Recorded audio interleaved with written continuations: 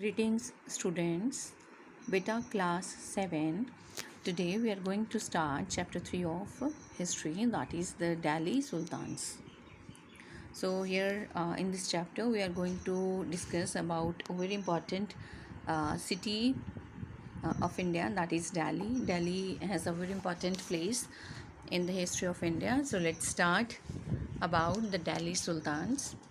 So, in chapter 2, we saw that regions like the Kaveri Delta became the center of large kingdoms.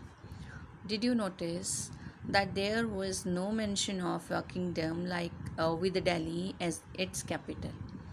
That was because Delhi became an important city only in the 12th century. So, if we talk about before 12th century, Delhi, it didn't have any significant place in the Indian history, but it became an important city, or important city, we can say administrative city in the 12th century only.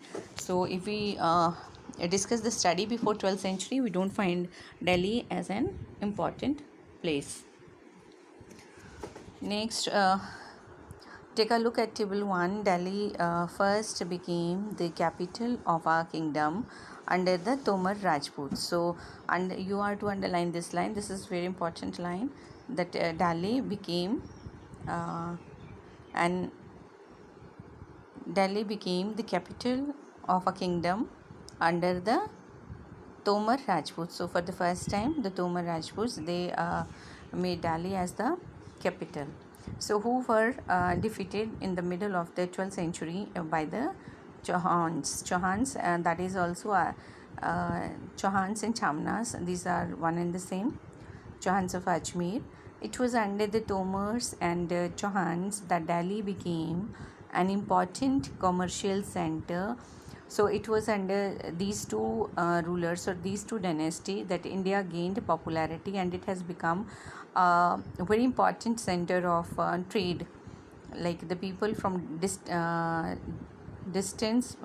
places, they started coming here for trade. So it has become a very important city of commerce. So many rich Jaina merchants lived in the city and constructed several temples. Coins minted here were called Delhi wall. So this also, so we have to start from coins. So see, the businessmen or the merchants that started living here, they started constructing several temples around the temple and the coins which were which were minted in the city Delhi, they came to be known as Delhi wall. Okay, they were in a great demand or circulation during the time. So the transformation of Delhi into a capital that controlled vast areas of the subcontinent started with the foundation of the Delhi Sultanate in the beginning of the 13th century. So Delhi, it was you know that it is a very vast area. So it was controlled by various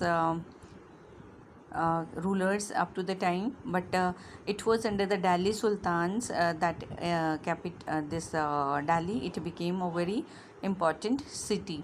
So take a look at table 1 again and identify the 5 dynasties that together made the Delhi Sultanate. So which are those? In the next page, on the next page, the table is also given, so we will discuss later on. So Delhi Sultans built many cities in the area that we know as Delhi. So this also we know that there are many cities which all together make Delhi. So look at map 1 and locate Delhi, Kunha, Siri and Jahanpana. So these are some of the places which we have discussed just. So this is Siri is also Jahanpana, Delhi, Kunha. So these are the some of the places. On the next page, table is given here. So first is the Rajput dynasty and the important rulers. See the families: Tomars, Anangapala, Chauhans, Prithviraj Chauhan. So about Prithviraj Chauhan, you all know, very important, brave king in Indian history. Then we have early Turkish rulers. So then they came to India, and Qutbuddin Aibak, the first uh, slave ruler of India, or we can say he established a slave dynasty in India. Qutbuddin Aibak, Samshuddin Iltutmish, then the daughter of Iltutmish, Razia Sultan, then Ghiyasuddin Balban. So these were from the early Turkish rulers. Then we have Khalji dynasty. From Khalji dynasty, we have Jalaluddin Khalji, Alauddin Khalji. So about Alauddin Khalji, we will discuss in the chapter. Very important personality in Indian history. Then Tughlaq dynasty. Dynasty means a family. Okay, means belonging to one ruler or one family of the kings or queen. So Ghiyasuddin Tughlaq, then Muhammad Tughlaq or Muhammad bin Tughlaq, that is the same. Then Firoz Shah Tughlaq. Then we have Sayyid dynasty on Khizr Khan only. So this is Sayyid dynasty, and then we have Lodhi dynasty.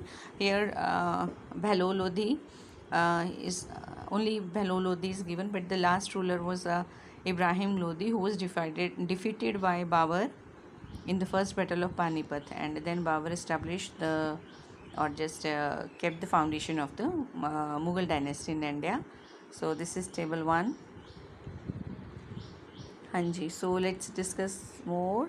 That is finding out about the Delhi Sultans. So how do we come to know about the Delhi Sultans? We are going to discuss.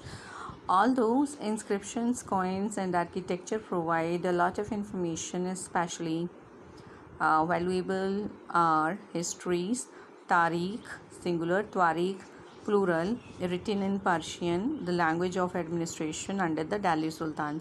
So under the Delhi Sultans, Persian was a language of administration, means for official work Persian was used. And though we come to know about the Delhi Sultans from the inscriptions, from coins and different monuments or architectural structures, but even then histories written by the scholars of their time that are known as Tariq or Tawariq. They are a very important source of information related to the Delhi Sultans. So the author of Tawariqs were learned men, secretaries, administrators, poets and courtiers who both encountered events and advised rulers on governance, emphasizing the importance of just rule. So these tariqs were written by scholars or learned people who used to be the courtiers of the king, or some administrators or some poets who used to give advice to the king related to the work of administration.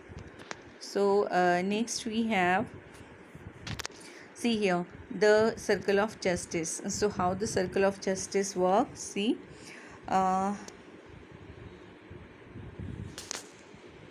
it is Fakhre Mudawwir wrote in the 13th century, a king cannot survive without soldiers, and soldiers cannot survive without salaries, live without salaries. Salaries come from the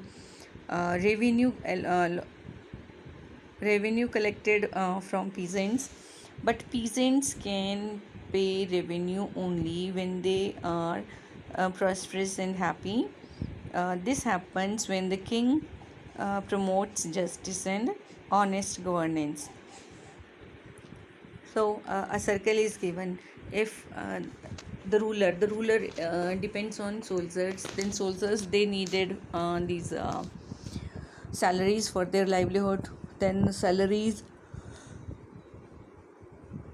from where these salaries come, these come from the revenue paid by the peasants. And when the peasants can pay the revenue, the peasants can pay the revenue only when they are happy, when they are prosperous, when they have enough to give, or enough for themselves and for giving also. So this is this instance, or this context tell us about the how the this circle of justice keep on going. Means if the peasants are happy, they are prosperous, only then the king can be happy. Why? Because everything was dependent on the revenue system or the revenue collected from the farmers. So better discuss this chapter, read it, and then if you have any question query, you can discuss with me tomorrow in the class. Have a great day.